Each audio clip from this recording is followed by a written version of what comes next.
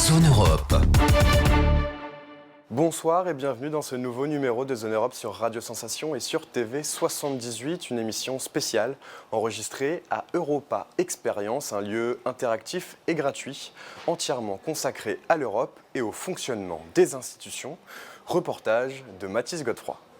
En apprendre davantage sur l'Union européenne et son fonctionnement, de façon ludique et amusante à la fois, c'est possible en plein Paris.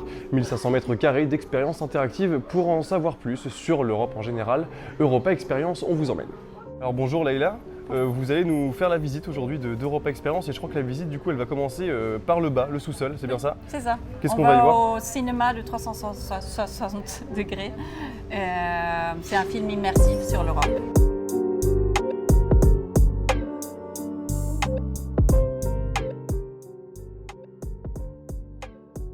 Alors du coup Leïla, là on est descendu au cinéma 360 degrés.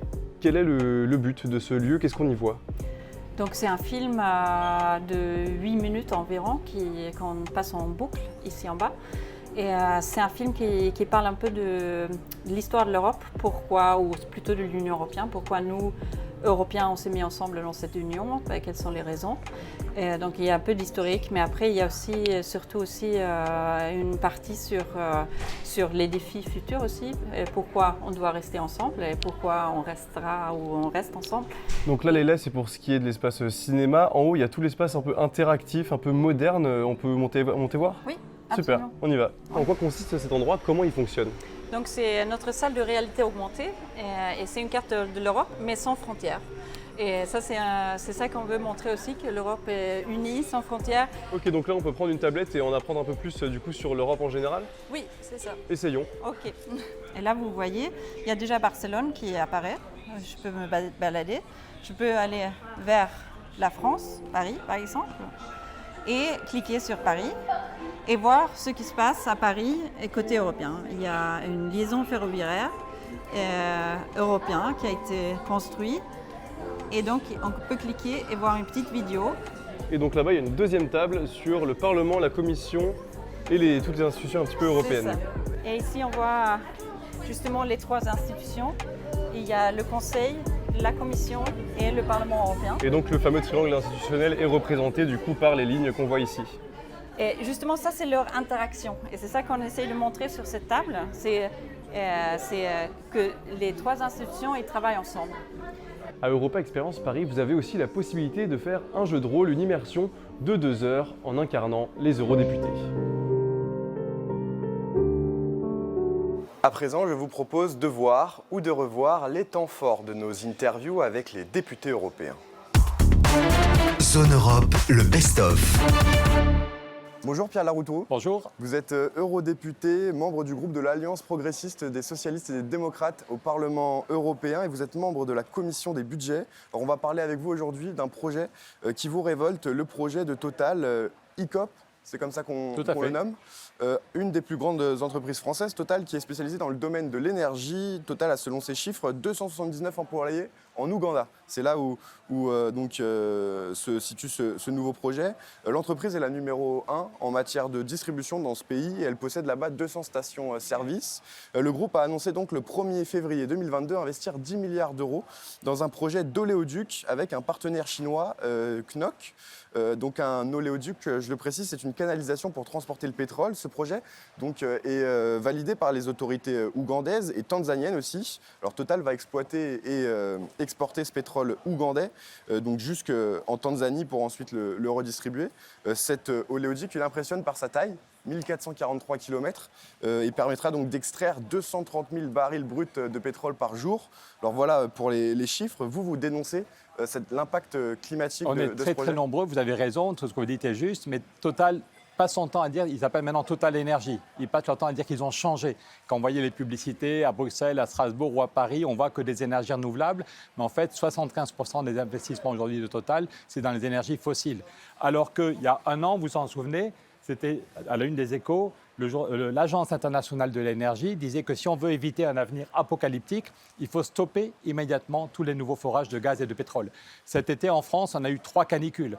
On a eu plus de 10 000 morts. On a eu des feux de forêt en Bretagne. Quand j'étais petit, personne ne pensait qu'on aurait des feux de forêt en Bretagne.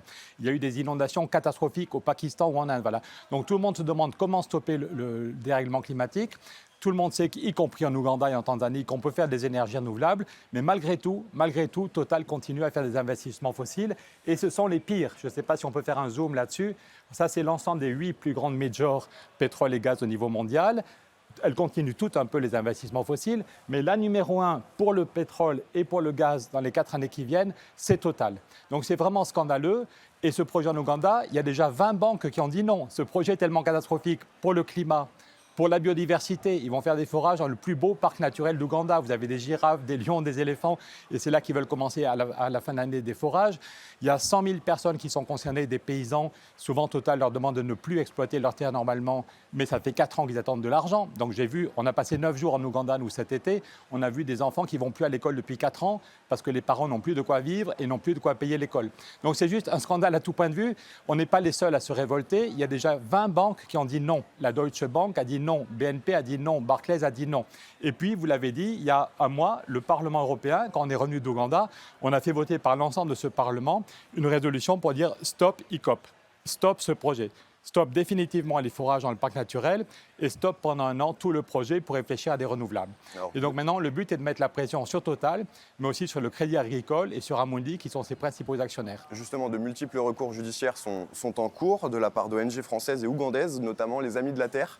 Où en sont les recours aujourd'hui et est-ce qu'ils peuvent vraiment faire donc changer cette décision du gouvernement ougandais qui est tout de même souverain sur ces terres? Bien sûr, le gouvernement ougandais est souverain et je suis en contact avec des ambassadeurs, avec des parlementaires. On va tout faire pour leur montrer.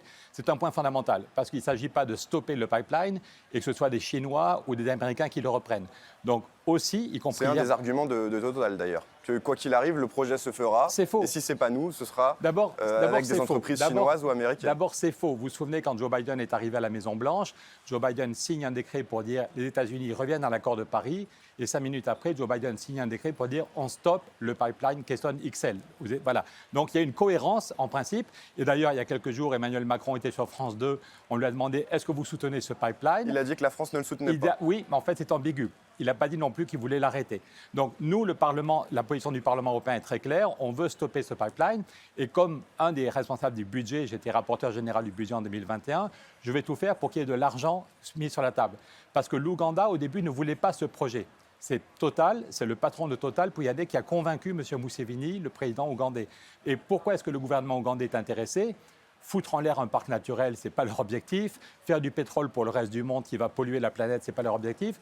Mais l'Ouganda a besoin d'argent et on peut très bien le comprendre. L'Ouganda a besoin d'argent pour un système d'éducation nationale qui soit gratuit. Aujourd'hui, l'éducation est payante en Ouganda et le gouvernement voudrait un système gratuit, bravo, et un système d'électricité. Ils auront bientôt trop d'hydroélectricité et des grands barrages. Ils ont besoin de faire un réseau électrique. Donc, je pense qu'on peut très vite arriver à un accord entre l'Union européenne et l'Ouganda en disant si vous renoncez à ce pétrole, on vous met de l'argent sur la table pendant 25 ans. Et ce n'est pas moi qui ai eu l'idée. En termes d'aide au développement notamment. En termes d'aide au développement, mais avec de l'aide qui est 100% des dons et pas des prêts. Et en fait, l'idée n'est pas de moi, c'est en 2007, c'était le patron de l'Équateur, le président de l'Équateur, Rafael Correa, qui avait une idée assez géniale. Rafael Correa, président de l'Équateur, a fait un très beau discours en disant « J'ai du pétrole dans mon sous-sol, je peux y renoncer si on me donne de l'argent en compensation ». Et au bout de 3 ans, ils avaient négocié avec les Nations Unies, vous voyez là, le symbole de l'Équateur et des Nations Unies, un accord passionnant, très très concret, sur comment on vérifie qu'on a stoppé le pétrole, combien on a d'argent, comment on contrôle que l'argent ne va pas dans la poche de quelques-uns, mais va pour le bien commun. Qu'est-ce qu'on fait sur la biodiversité, sur l'éducation, sur les services publics? Donc l'accord signé par l'Équateur et les Nations Unies peut nous servir de modèle. À l'époque, il n'y avait pas eu d'argent, mais encore hier, j'étais en échange avec quelqu'un qui était ministre à l'époque et qui dit peut-être qu'on avait 15 ans d'avance, mais que maintenant, en 2022, les gens ont compris l'urgence. Donc voilà, encore, je suis un peu essoufflé parce que je sors d'une autre réunion, mais encore hier matin, à 9 h du matin, je plaidais pour qu'on trouve les moyens budgétaires très vite de dire à l'Ouganda, on n'est pas là pour vous donner des leçons, c'est vous qui décidez, mais en Ouganda aussi, il y a du dérèglement climatique. Le premier jour, quand on est arrivé à Kampala, à la une des journaux, c'était 900 morts à cause de la sécheresse. Voilà, très concrètement, le jour où on est arrivé à Kampala avec mes collègues députés, 900 morts dans le nord de l'Ouganda à cause de la sécheresse. Et le dernier jour, 30 morts à cause des inondations. Donc en Ouganda aussi, ils veulent lutter contre le dérèglement climatique. La question est de savoir, est-ce que l'Europe fait du blabla? Est-ce que l'Europe donne des leçons de morale? Ou est-ce que l'Europe est capable de sortir le chéquier pour une nouvelle coopération? Vous l'avez dit, donc, le Parlement européen a adopté cette résolution dénonçant ce projet d'extraction pétrolière en Ouganda. C'était le 15 septembre dernier. Mais Total répond donc que l'entreprise n'a pas été sollicitée avant l'adoption de cette résolution et qu'elle n'a pas pu se défendre au Parlement européen. Le PDG de Total a donc décidé de ne pas se rendre à une autre audition qui était prévue le 11 octobre, cette fois par la Commission des droits humains du Parlement européen. Cela fait pourtant un bon moment que vous essayez de... Oui, M. Pouyanné a un vrai avec lui. problème de rapport à la vérité. Je ne vais pas dire qu'il ment, mais ça y ressemble beaucoup. D'abord, à titre personnel, et avec un des plus grands climatologues français, Jean Jouzel, à 3 reprises, on a demandé à M. Pouyanné une rencontre, depuis le mois de mai. Et il y a une fois, on arrivait au pied de la tour Total, on arrivait au siège de Total à Paris, enfin à la Défense, et là, le conseiller politique de Pouyanné me dit que le rendez-vous est annulé, parce que ce que j'ai dit sur les réseaux sociaux a beaucoup énervé M. Pouyanné. Voilà. Mais donc, en tout cas, à 3 reprises, on a demandé rendez-vous, et on était même physiquement au siège Total. Et après ça, avec nos collègues députés, on a passé 9 jours en Ouganda. Et à 3 reprises, on a rencontré les dirigeants de Total Ouganda. Le 5e jour, on a passé 3 heures, plus de 3 heures, avec les 6 dirigeants de Total Ouganda à Kampala, au siège de Total en Ouganda. Le lendemain, on a passé 3 heures avec les dirigeants de Total qui voulaient nous montrer les travaux. Donc au total, on a passé plus de 7 heures ou de 8 heures avec les dirigeants de Total Ouganda. Donc on a demandé rendez-vous à M. Pouyanné lui-même pour le voir dans son siège social. On a passé plus de 7 heures ou 8 heures avec les dirigeants de Total. On a voté cette résolution, c'est sans doute qu'on a de bons arguments. Si nos collègues députés, même ceux qui n'étaient pas venus, on a montré des vidéos qui montraient la gravité de ce qu'on a vu et entendu, c'était terrible. Ce n'est pas pour rien si le Parlement aussi vite a voté une résolution aussi forte. Et après ça, si M. Pouyanné était fier de ce qu'il fait, s'il n'avait pas de problème pour répondre à nos questions, il serait venu devant le Parlement. On voulait lui consacrer 1h15. On reçoit tous les jours des demandes de patrons ou de syndicalistes qui veulent être écoutés par le Parlement européen. Donc, en général, quand on propose à quelqu'un d'avoir 1h15 devant des députés, il dit « chouette, j'ai plein de choses à vous dire ». Donc, si M. Pouyanné a refusé, c'est sans doute qu'il n'a pas de très bons arguments. Mais il sera devant la justice, vous l'avez dit. Il a pu refuser pour le moment de venir devant le Parlement. Mais la justice française, c'est la première entreprise qui va être devant la justice à cause de la loi sur le devoir de vigilance. La loi sur le devoir de vigilance, c'est une loi très importante qui a été votée il y a quelques années, qui dit en gros que ce qui n'est pas possible de faire en France ou en Europe, une entreprise n'a pas le droit de le faire dans les pays du Sud en pensant que ça ne va pas se voir. Et donc, c'est la première fois qu'une entreprise est devant la justice. Total a tout fait depuis 2 ans pour que le procès soit repoussé. Mais le 7 décembre, ça y est, le juge a dit maintenant on ne décale plus. Il y a eu un arrêt de la Cour de cassation. Et puis le juge, encore il y a quelques jours, a dit le 7 décembre, les avocats de Total devront répondre à nos questions. Donc, on ne va pas les lâcher. Et de même, le texte du Parlement européen met devant leurs responsabilités les actionnaires de Total, les stakeholders. C'est le Crédit Agricole, c'est Amundi. Le Crédit Agricole, on le dit que c'est une banque verte, c'est la banque des agriculteurs, mais en fait, ce sont les premiers financeurs et les premiers actionnaires de Total. Et c'est quand même assez choquant. Cet été, dans tous les départements de France, les paysans n'avaient pas assez d'eau pour leur culture. Dans la plupart des départements, les paysans ont dû tuer une partie de leurs bêtes ou vendre une partie du troupeau parce qu'ils n'avaient plus assez d'herbe à cause de la sécheresse. Donc les agriculteurs sont directement impactés par le dérèglement climatique et le Crédit Agricole est le premier financeur et le premier actionnaire de Total. Donc j'ai demandé rendez-vous pour voir bientôt les patrons du Crédit Agricole, mais eux aussi devraient prendre plus sérieusement leurs responsabilités. Et à l'heure où nous enregistrons cette émission, on a appris aussi un nouveau projet est en pourparlers, celui du Total en Afrique du Sud. En Afrique du Sud, Total, vraiment, ce sont les pires. J'en ai honte. Plusieurs fois, je me suis excusé en tant que comme Français, j'en ai honte, mais vraiment, ce sont les pires dans toutes les grandes entreprises de pétrole, ce sont les pires pour les investissements. Et donc, en Afrique du Sud, ils veulent faire à 150 km des côtes, dans un endroit où il y a une biodiversité marine magnifique, ils veulent forer pour trouver du gaz. Et on vous réinvitera pour en reparler. Merci beaucoup, Quand Pierre vous voulez, Laroutour, merci à vous d'avoir été avec nous. Je rappelle que vous êtes eurodéputé, membre du groupe des progressistes, des socialistes et des démocrates Et député européen Nouvelle Donne. au Parlement européen et porte-parole de Nouvelle Donne. Merci. Zone Europe, le best-of. Bonjour Christophe Grudler. Bonjour. Vous êtes eurodéputé, membre du groupe Renew Europe au Parlement européen et vous êtes également membre de la Commission de l'industrie, de la recherche et de l'énergie avec plusieurs collègues européens. Vous vous êtes rendu en octobre en Suisse pour évoquer les relations entre le pays et l'Union européenne. Une mission plutôt logique pour vous. Vous venez de Belfort, juste à côté de la frontière franco-suisse. Mais revenons un peu en arrière d'abord. La Suisse est entourée de pays qui font partie de l'Union européenne, mais pourtant, elle n'en fait pas partie. D'où ça vient? Alors bon, il y a historiquement le fait que la Suisse, c'est quand même une agglomération de cantons qui ont dit non à l'empire des Habsbourg au Moyen-Âge, à la fin du Moyen-Âge. Et donc, il y a cette tradition aussi d'exister par soi-même au niveau suisse. Sauf qu'aujourd'hui, la Suisse est complètement interconnectée avec les pays voisins, dépend en partie du marché intérieur européen auquel elle a eu jusqu'à maintenant un accès qu'on va qualifier de privilégié dans l'attente de relations institutionnelles plus fortes. Et donc, voilà, donc il y a cette singularité suisse qu'il faut absolument respecter, tout en ayant la volonté que la Suisse puisse être intégrée dans un mouvement plus global, parce qu'on a les mêmes valeurs humaines, la même notion de la justice, de la liberté de la presse, par exemple, et des valeurs humaines en général. Mais depuis de longues années, les relations entre l'Union européenne et la Suisse ont vu la signature de plusieurs accords bilatéraux en fonction de différents secteurs, à commencer par celui du libre-échange en 1972, puis plein d'autres, parmi lesquels l'accord sur la libre circulation, l'accord sur l'échange automatique de renseignements en matière fiscale, mais aussi donc l'accord sur l'association complète de la Suisse à horizon 2020, un programme donc pour la recherche et l'innovation. Alors selon vous, qu'est-ce qui a bien fonctionné pour l'instant dans ces accords bilatéraux et à l'inverse, qu'est-ce qui ne va pas encore totalement? Est-ce qu'on pourrait être amené à développer davantage? Alors il faut faire un rapide historique pour bien comprendre les choses, parce qu'en fait la Suisse envisageait à un moment soit d'adhérer à l'Union européenne, soit d'adhérer à l'espace économique européen.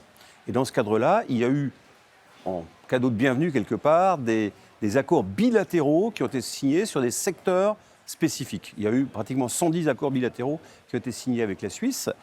Et en 1992, il y a eu une votation en Suisse qui a dit non à l'espace économique européen. Donc, ça a un peu calmé un peu les choses. Voilà. Et donc, par contre, les accords bilatéraux qui étaient faits pour 10, 12 ou 15 ans, donc il y avait une durée limitée, eh bien, sont restés figés sur ces 10 ans.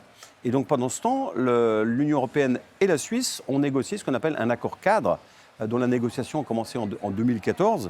Et malheureusement, en mai 2021, la partie suisse a arrêté unilatéralement les négociations pour dire non, on ne veut pas de cet accord cadre. Donc au bout de, on va dire 10 à 15 ans de négociations, enfin de négociations exploratoires d'abord, et puis après de négociations pures, eh bien on a perdu 15 ans et on est revenu avec une page blanche. Donc aujourd'hui, ce qui manque clairement, c'est un accord institutionnel à minima avec la Suisse pour lui permettre de bénéficier de l'ensemble des secteurs thématiques qui l'intéressent et qui intéressent aussi l'Union européenne, parce que ce type d'accord, c'est un accord où tout le monde s'y retrouve.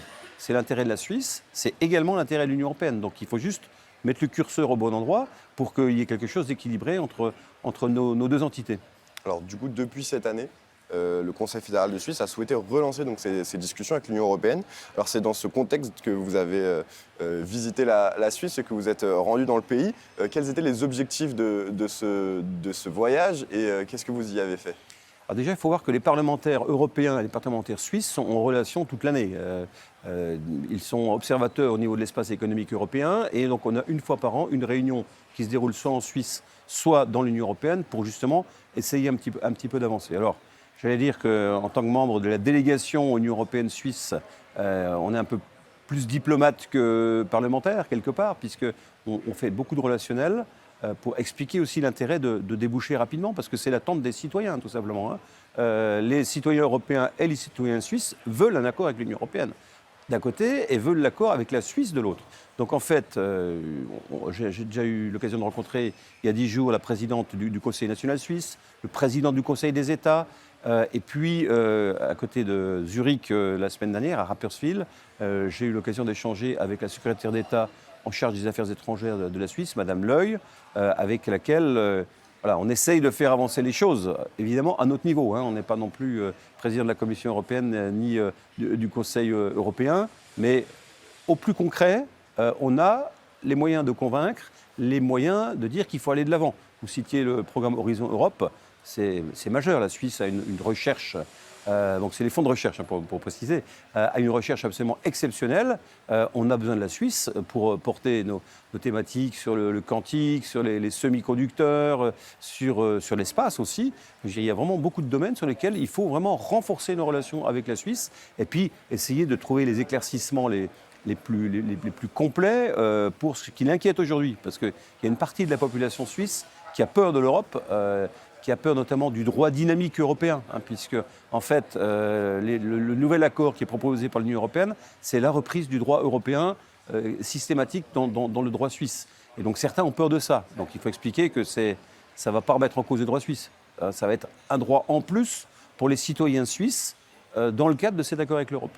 Vous êtes, je l'ai dit, membre de la commission de l'industrie, de la recherche et de l'énergie. Alors l'énergie, justement, en France, on manque actuellement d'électricité. La Suisse, elle, de par ses montagnes, elle a construit de nombreux barrages hydroélectriques. Il y a des accords à développer au niveau européen, au niveau de l'énergie. Alors très clairement pour moi, une fois qu'on aura ce chapeau institutionnel, il faut absolument qu'il y ait un accord sur l'énergie avec la Suisse.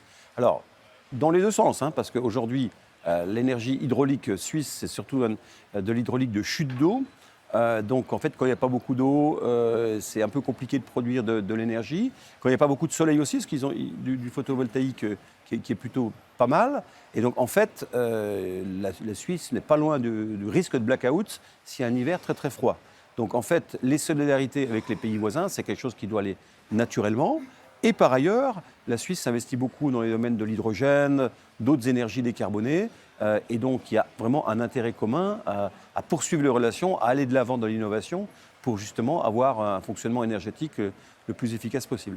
Emmanuel Macron a lancé à Prague la communauté politique européenne, réunissant 44 chefs d'État européens, dont la Suisse qui était représentée. Cette nouvelle instance peut-elle aussi permettre d'aider aux relations entre l'UE et la Suisse et les dynamiser selon vous? Alors évidemment, j'étais très heureux de l'initiative d'Emmanuel Macron et moi je suis intervenu tout de suite pour dire invitons la Suisse.